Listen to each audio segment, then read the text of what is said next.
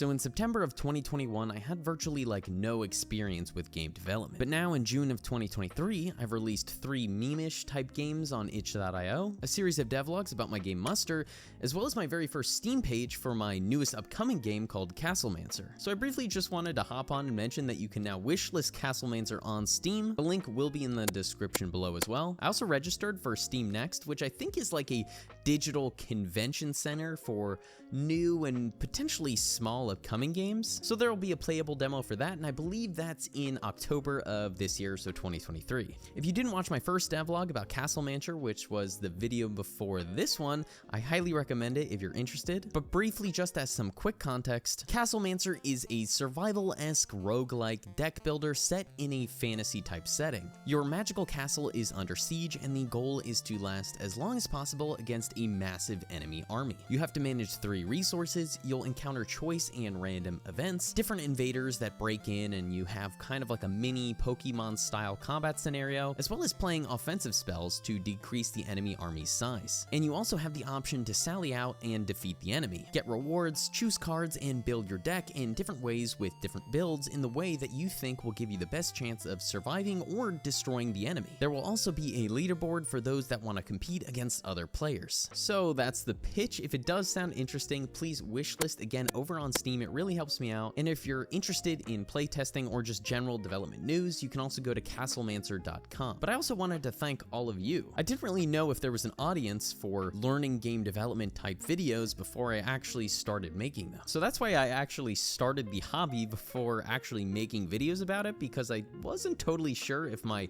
previous audience, because I was making mostly tech, other computer science type videos, career and college advice, would really transition or like that sort of video about game development. And it's really great to see that the audience has actually grown due to those game development videos. And it was super encouraging to see that even with the first devlog that there was actually a lot of interest in it. And this helped really make the hobby of game development much more consistent for me, because I could now, work on the hobby of actually programming and doing game design of the actual game, and then actually record the process of it, and then edit and upload a video, which is another hobby of mine. So thank you all again. It's been super fun so far. And for the bad British accent at the end of every video, check out Castlemancer over on Steam, and thank you so much for watching. Bye bye.